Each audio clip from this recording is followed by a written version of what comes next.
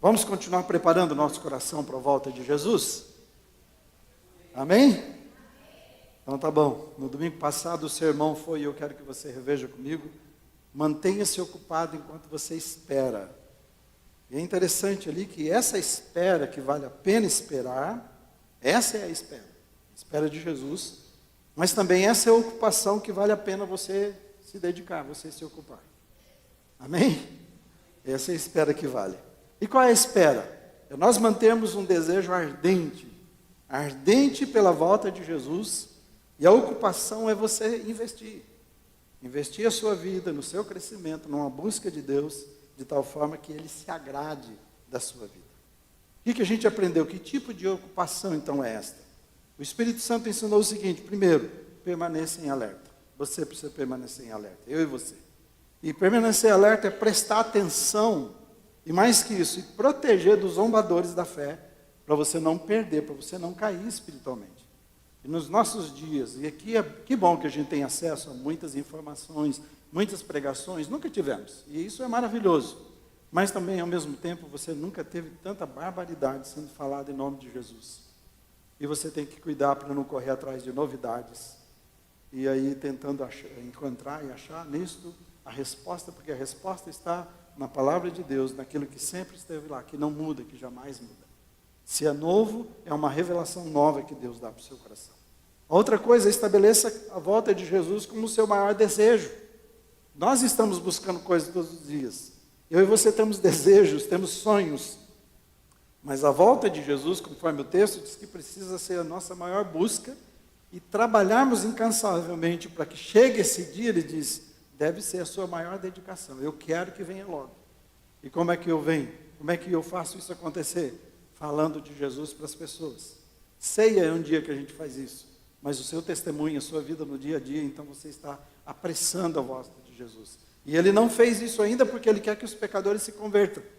Mas ele significa que ele quer que você e eu falemos de Jesus. Então vamos fazer isso. Terceiro, esforce-se para agradar a Deus. A sua ocupação é isso. Eu vou me ocupar em fazer o melhor para Deus e agradar. Se você realmente deseja viver uma vida que agrada a Deus e que prepare para a vinda dele, você vai entender um pouco mais essa preparação. Ele está dizendo nesse texto, lute veementemente contra o pecado. Não brinque com o pecado na sua vida. Não arrume desculpas para ele. Dê nome a ele e confesse. E deixe, não só confesse e deixe. Mas diz mais ainda, você precisa ser um instrumento de paz na vida das pessoas. Você precisa ser um pacificador. Você não pode ser a pessoa que, onde chega, as coisas ficam piores do que quando você chegou. Então, elas têm que ser tocadas pelo bom perfume de Cristo na sua vida. Então, as pessoas que Deus colocar no seu caminho, leve a paz para essas pessoas. E por último, aumente o seu poder espiritual. Isso era o texto dizendo. Nós precisamos nos envolver com Jesus de tal forma que Ele é o nosso maior desejo. Ele é o nosso maior amor. Ele é a nossa maior busca. Ele é o nome grandioso, é a pessoa mais importante da nossa vida. Então, eu quero cada vez mais, e isso me torna cada vez mais parecido. Então, eu estou aumentando o poder, estou me enchendo do Espírito Santo e aumentando o poder na minha vida. E hoje, continuando, porque a série é sobre buscando uma vida mais profunda, e eu espero que isso ajude mesmo você a encontrar essa vida mais profunda. Espero que você esteja dando passos, porque é o que estamos aprendendo aqui. A gente continua falando sobre a volta de Jesus. Eu podia até colocar a continuação do sermão da semana passada, como se fosse o mesmo nome, né? Podia ser, versão 2, mas é quase isso. Mas achei que isso aqui seria melhor. Então vamos falar comigo? Prepare-se para encontrar com Jesus.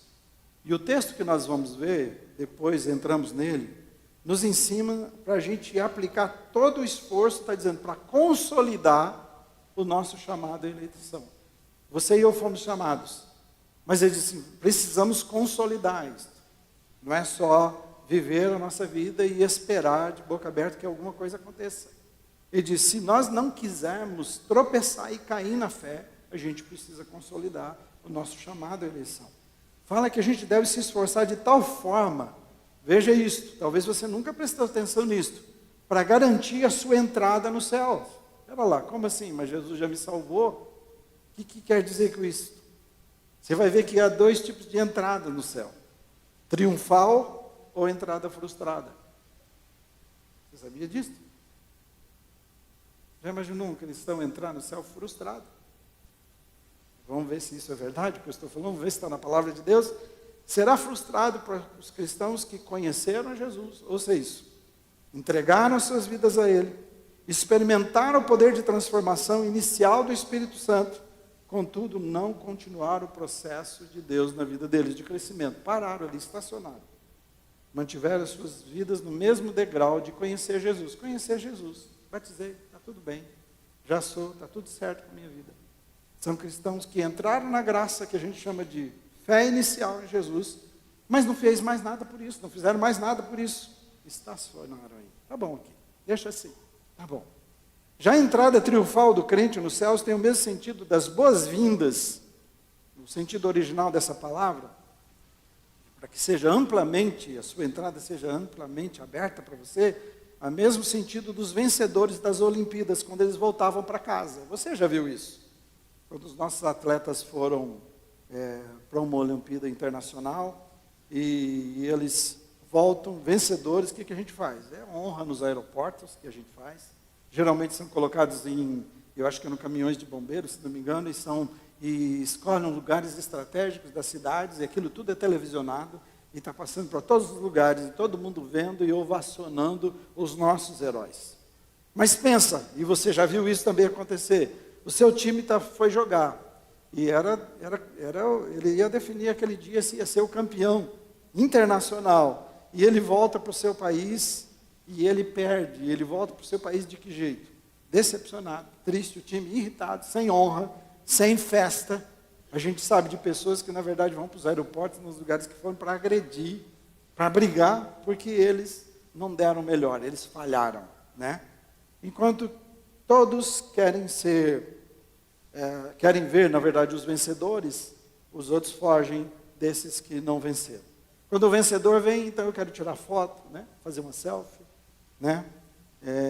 E os que perderam tentam passar, não sei se já viu isso também, de fininho, fugindo das pessoas, talvez rosto encoberto, para não ser reconhecido, para não ser vaiado, estou me escondendo. Veja o 1 Coríntios, por que eu estou dizendo? Leia comigo, diz assim: entretanto, se a casa, vamos falar juntos? Entretanto, se a casa que ele edificou se queimar, ele terá um grande prejuízo, ele mesmo será salvo, mas como um homem fugindo através de uma barreira de chamas. Né? Eu vou brincar com você aqui, mas é quase assim, você está com o pezinho lá pertinho das chamas, queimando, e te tira meio, parece que é essa a ideia. Você já imaginou que a gente pode viver uma vida espiritual assim?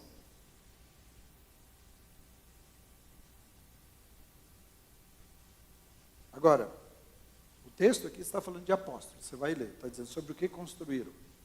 E o texto está falando que tem obra de ouro, de prata, mas tem de palha, tem de feno, né? Então diz que dependendo, então aquilo que o fogo queimar não serve. O fogo é o fogo do juízo. Mas também aqui ele está dando noções para a gente sobre a nossa vida espiritual. Como é que nós construímos a nossa vida sobre isso que Jesus nos dá? Se nós consolidamos ou não, que material nós usamos, ele está dizendo, na nossa vida espiritual. E aí pode ser que a gente caia nessa, e perceber que pode ser um cristão frustrado. Há um outro texto que diz que, eu olhei para ver se era sobre o assunto que ele está falando, mas ele diz assim, há um texto de, acho que 2 em Apocalipse, dizendo que Deus enxugará dos olhos toda lágrima. O contexto é um outro, mas quem sabe uma das coisas que ele vai ter que fazer é enxugar a lágrima da frustração minha e sua, porque nós não fizemos como devia ter feito. Isso feito.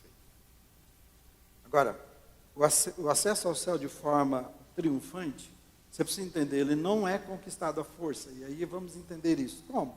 Ele é de graça. Mas se é de graça, por que algumas pessoas vão ficar frustradas?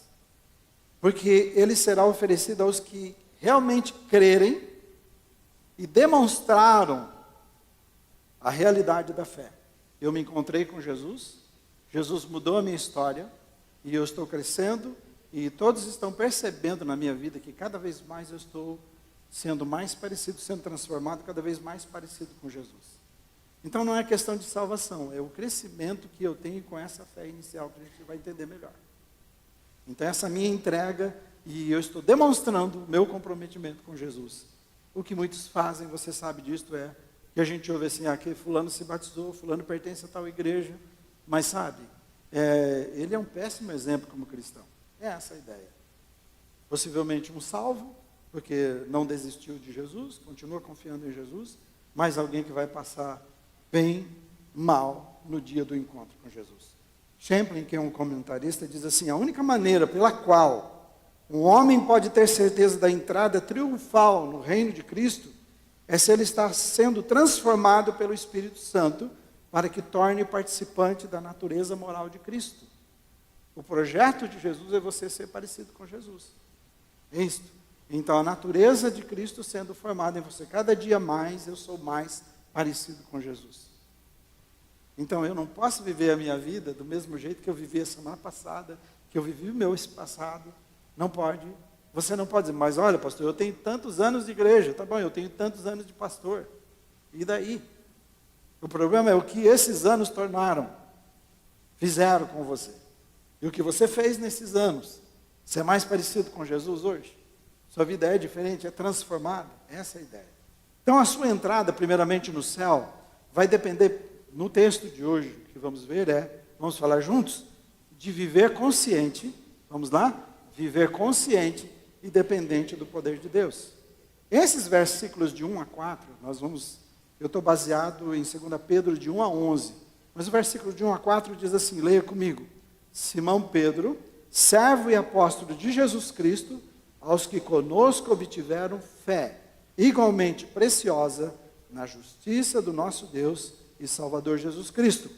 Graça e paz vos sejam multiplicadas no pleno conhecimento de Deus e de Jesus nosso Senhor, visto como pelo seu divino poder, vamos lá, nos têm sido doadas todas as coisas que conduzem à vida e à piedade, pelo conhecimento completo daquele que nos chamou para a sua própria glória e virtude, pelas quais nos têm sido doadas todas as suas preciosas e muito grandes promessas, para que por elas vos torneis coparticipantes da natureza divina, livrando-vos da corrupção das paixões que há no mundo.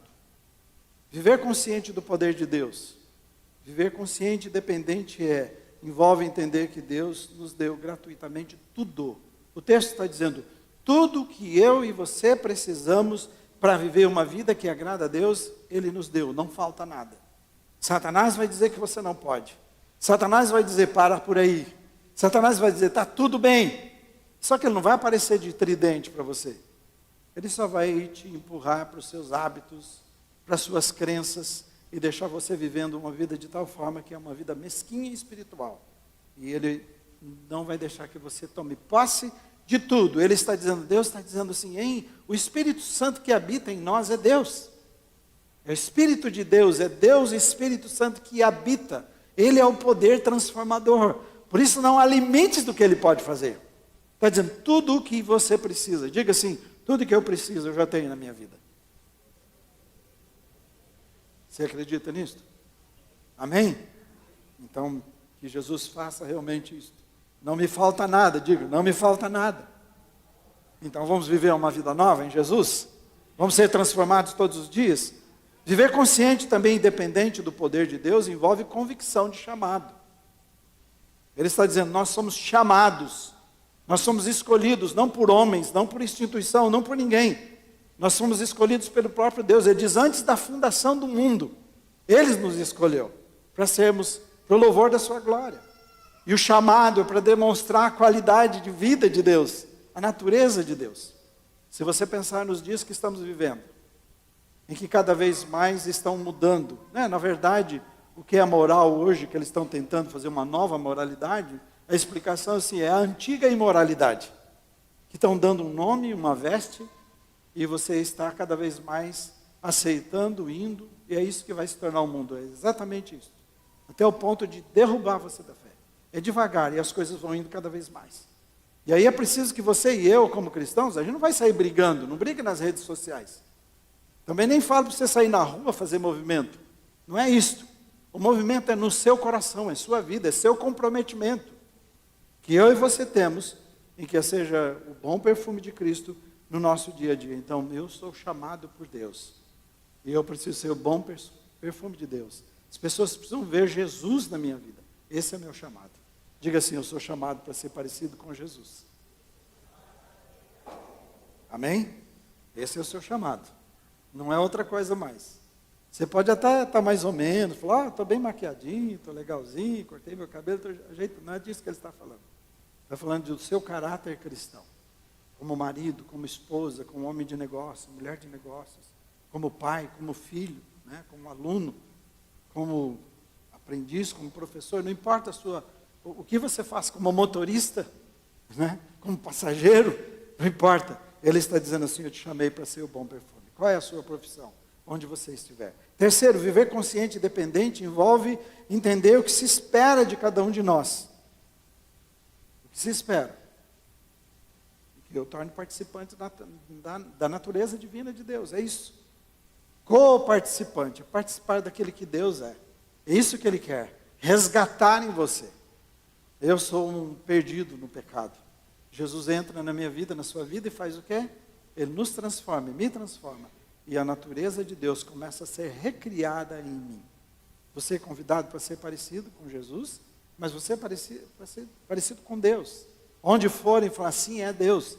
Perguntaram, mostra-nos o Pai. Jesus fala, vocês estão me vendo todos os dias. Alguém chega, fala, mostra Deus para mim. Você tem que dizer, você está me vendo todos os dias. Isso é orgulho? Não, não é orgulho, eu tenho natureza de Deus. Parece difícil isso para você? É complicado isso? E que as pessoas, quando estão vendo você, estão vendo Jesus, estão vendo Deus. Sou co-participante. Esse é a nossa vocação. Então, só que quando eu sou participante dessa natureza, Ele está dizendo assim, que eu vou sendo livre das paixões que há no mundo.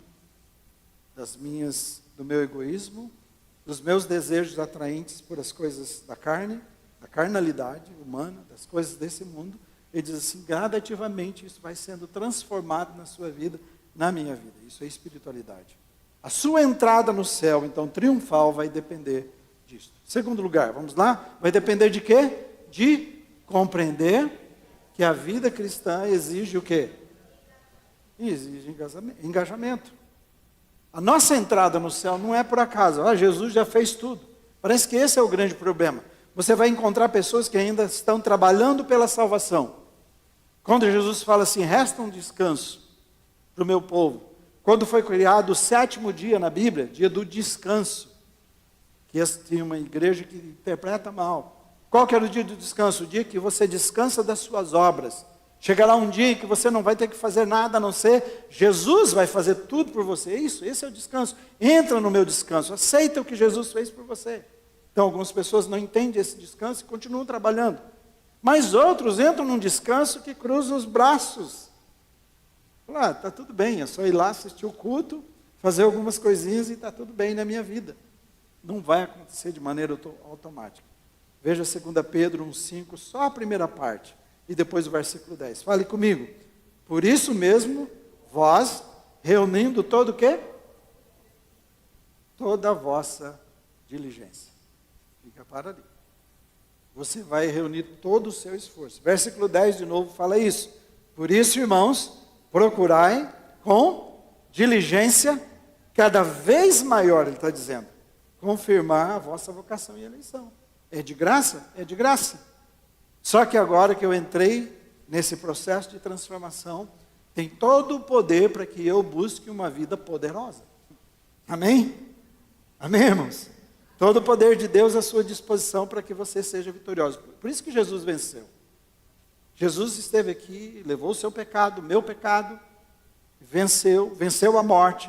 Ele está dizendo assim, assumiu o nosso lugar, ele se tornou homem como eu e você, é um homem glorificado na presença de Deus agora. 100% Deus, 100% homem, mas é o primeiro glorificado que a Bíblia diz, dizendo que eu e você seremos, que é o que eu e você devemos buscar cada dia. Então, cuidado para você não ser uma pessoa que entrou no Uber de Jesus e falou assim, me leva lá para a eternidade, por favor. Estou preocupado. Que você esteja no Uber de Jesus. E está sentado e ainda fica assim, Jesus, cadê a água? O Senhor não me abençoa? Jesus, não tem balinha aqui? É o conforto? Mas não é isso que a palavra de Deus está dizendo. É de graça. E Ele não está fazendo nenhuma cobrança de você, dizendo, entra, não é aquele presente. Isso é de graça. Aí a hora que você entra, agora para sair você vai pagar muito. Não, não tem isso. Só que Ele está dizendo, a salvação é de graça. E aqui está todo o poder à sua disposição para que você desenvolva a sua salvação. Fala assim, eu preciso desenvolver a minha salvação. Você está entendendo isso? E o tempo não faz desenvolver, gente. Eu vou ter uma pessoa de 70 anos na minha sala, não tem, estou falando mais, chorando porque está bravo, sentido com o papai ou com a mamãe. E aí? Filho, seu pai já morreu? É isso. Quando tem idade, mas não cresceu emocionalmente.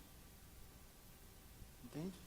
Espiritualmente é a mesma coisa. Eu tenho idade, eu leio a Bíblia, eu faço um monte de coisa, mas eu não cresci. Eu não deixei que essa graça fizesse o que ela tinha que fazer na minha vida. Né? E o versículo está dizendo, para reunir toda a sua diligência. Irmão, fala a verdade. Para vir à igreja, você reuniu toda a sua diligência, todo o seu esforço. Você reúne para fazer isso com a leitura da palavra. Você reúne todo o seu esforço para ser obediente ao Senhor, porque é caro. Você reúne toda a sua diligência para ser o pai que precisa ser hoje, o marido que precisa ser hoje, a mãe que precisa ser hoje, nesse dia que os nossos filhos estão fazendo o que querem, que tem de tudo. Em que os nossos filhos vão encontrar, a gente está chamando uma hora, eu preciso pregar sobre isso, sobre o kit universidade. Que o filho já cai dentro de um kit lá e vai sair naquele modelo com aquele kit, vai viver daquele jeito. E abandonar a sua fé. E como é que estão os pais? São tão diligentes e não deixam entrar qualquer coisa na nossa casa, está o tempo todo prestando atenção. Quem são as amizades? Quem está assistindo? O que está vendo? Como é a sua diligência? Como é o seu esforço por isso? Olhando para a sua vida espiritual, eu e você olhando para a nossa vida. O que eu estou fazendo por ela? Curso de novo, não é assim? Quero desafiar quem não terminou, quem fez só aquela primeira fase de verdades básicas, termina completamente. Quem não fez ainda, ou começou, fez um só e parou, recomeça, por favor. Vamos passar na presença de Deus, vamos aprender da palavra aquilo que é básico. E depois a gente vai te levar mais a fundo, mais à frente. Mas, por favor, não brinque com isso. Reúna todo o seu esforço, dá o seu melhor para o Senhor Jesus. E eu quero, porque Ele está dizendo, eu quero confirmar a minha vocação e eleição. A minha diligência, o meu esforço mostra realmente algo diferente na minha vida. O comentário Esperança diz o seguinte, que nós somos chamados ao engajamento pessoal sério. Não é um engajamento qualquer, é um engajamento sério. E nesse engajamento nós experimentamos a vida e a participação na natureza divina. Eu estou engajado, não porque, sim, eu estou trabalhando para Deus e eu vou ganhar o céu. Não, não é isso. Eu já ganhei o céu, ele já me pertence, eu sou salvo, eu sou de Jesus. Mas agora eu amo tanto a Jesus que eu quero mais para a minha vida. E Ele está dizendo assim, que eu vou indo, participando cada vez mais na natureza de Deus. Cada vez mais parecido com Deus. Cada vez mais parecido com Jesus. Devemos nos envergonhar de olhar para a gente e perceber que não somos muito diferentes do dia que começamos com Jesus. Por isso que Ele diz, volta para o seu primeiro amor. Deixa o seu coração pegar fogo de volta. Ele diz, por Jesus, volta lá. E você recomeçar essa caminhada. E que o seu coração é tão sedento, quer tanto Deus. Então eu não estou aqui para aprender o que uma igreja está ensinando, quais são as doutrinas dessa igreja, quais são as regras dessa igreja. Nós estamos aqui para ficar perto de Jesus, aprender de Jesus, ser parecido com Jesus. É muito simples, querido. Amém? Aí a pergunta, você é parecido com Jesus? Amém? Eu quero. Cada vez mais. E busco cada vez mais. Então a gente confirma o chamado e eleição. se a gente vive como eleito de Deus. Se você não vive como eleito de Deus, não entendeu nada. Então, viver consciente de que a sua vida cristã não é estática e depende de dedicação intensa por Jesus todos os dias. Está consciente, eu sou cidadão dos céus. Nós cantamos aqui no início, gostei demais. Nós não somos daqui. O Espírito veio de onde? Da terra? Um ser eterno. Deus soprou o seu Espírito em nós. É o Espírito de Deus que habita em nós, que não é daqui. Certo? Então, se você perguntar se existe alienígena, existe. Você é um. O Espírito que habita em você é. Você não é daqui, não pertence a esse lugar. Eu sou um peregrino, estou de passagem aqui. Diga, eu sou um peregrino aqui. Estou de passagem aqui. Estou de passagem. E quando eu sei que eu estou de passagem, gente, eu não compro nada que não tenha a ver com essa passagem. Eu não invisto em nada que não tenha a ver com essa coisa da eternidade. Eu estou tão preocupado com a eternidade, então todas as coisas... Quando você vai viajar, não é assim? Você tirou férias, foi para um lugar como turista, você não vai fincar os seus pés lá naquele lugar. Você vai fazer algumas coisas lembrando, sou turista. Estou saindo já, logo volto para minha casa. E Jesus está falando, lembra disso? Sua casa está nos céus. E Jesus disse, se não tivesse, eu ia dizer para vocês que iria preparar. Mas já está preparado antes da fundação do mundo. Para mim e para você. Você está doido para comprar uma casa, não está? Não é assim que muitos, puxa, eu queria uma casa assim, fazer aquilo. Mas há uma casa que está sendo, todos os dias, formada, vamos colocar assim, esperando você lá nos céus, na presença de Deus, para Ele galardoar você. E eu espero que você não seja o crente frustrado, que falou, sinto muito, irmão, mas nós não temos casa para você. Você vai ter que morar num puxadinho espiritual. Eu acho sério isso. Acho muito sério. Salvação de graça é um presente de Deus, mas a sua participação humana, minha participação, é de confirmar que eu sou de Jesus com a vida que eu vivo, com o comprometimento que eu tenho todos os dias. Que desenvolvimento é esse? E eu vou terminar nessa parte aqui, porque eu quero continuar isso na semana que vem. Que desenvolvimento é esse que Deus espera de você e de mim? Ele está dizendo, eu quero que você cresça, eu quero que você confirme a sua vocação, para que sua entrada seja triunfal nos céus, e você não seja alguém que vai encobrir o seu rosto, esconder, nem deixa me ver, porque eu estou com medo, eu estou com vergonha de ver Jesus, porque é ele que disse. A hora de encontrar Jesus é de pé, olhando nos olhos de Jesus, porque eu estou aqui, não é? Ai, meu Deus, é Jesus. E agora? E ele está vindo. Meu Jesus, o que eu faço? Né? Ele não vai falar para você. Corre, filho, corre, se esconde mesmo. Cuidado que ali um pouquinho... seu pezinho está quase no fogo. Cuidado. Né? Desculpa, é isso. É isso que a palavra de Deus diz. Vamos para essa terceira parte, então. O que é? Vamos? Há um processo de Deus para a sua vida que você precisa se comprometer. E ele diz assim, esse é o processo que garante a sua entrada triunfal nos céus. Já imaginou? Agora está entrando Israel, o pastor, entra pastor, não é assim? E um monte de irmãos lá, pastor, nós estamos aqui por causa do Senhor, pastor. Amém? O Senhor orou para a gente, o Senhor cuidou da gente, o Senhor pregou para a gente, o Senhor aguentou a gente. Por quê? Meu irmão, eu tenho que falar isso de novo para você, terceira vez. Você vai continuar vivendo a sua vida assim? Mas vamos lá, irmão, estou aqui junto. Entende? Essa é a ideia. Mas é triunfal. Israel liberado. E ele, escondidinho, ai Jesus, me acharam aqui. Não é? Aí é sério. Veja 2 Pedro 5b, até o versículo 8, a segunda parte. Está dizendo que é para a gente reunir toda a nossa diligência, mas agora ele fala o quê? Para associar a nossa fé o quê? Vamos falar juntos?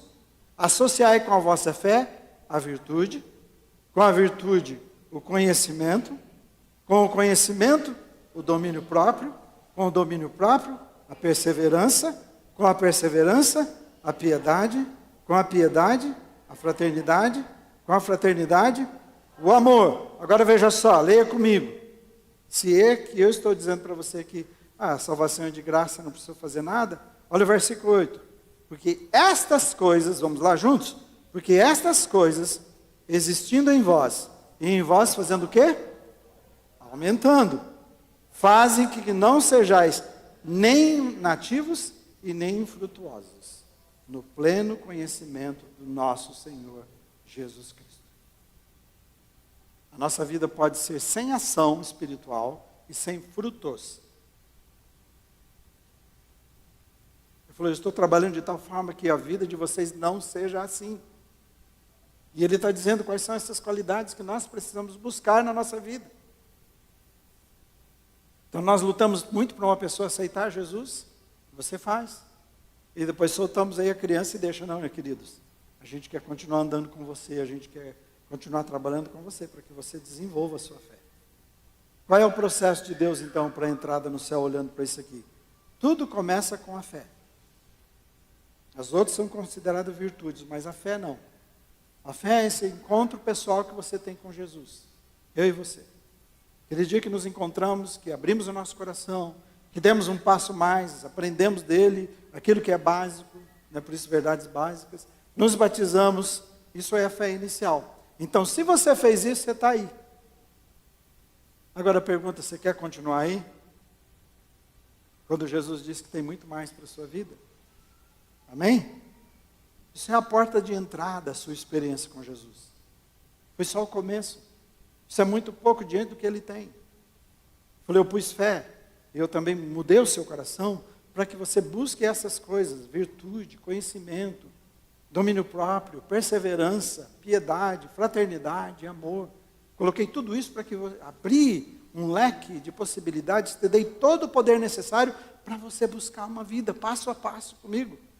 E aí você vai sendo transformado de glória em glória, e você vai sendo cada vez mais parecido com Jesus, porque esses são os frutos do Espírito, a qualidade de Deus na sua vida.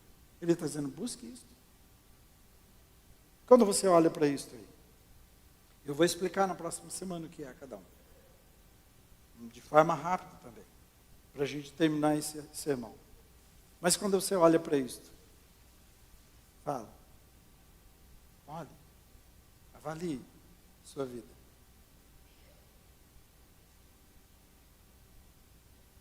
Eu queria convidar você a não parar nesse primeiro degrau, porque é o que Jesus está fazendo.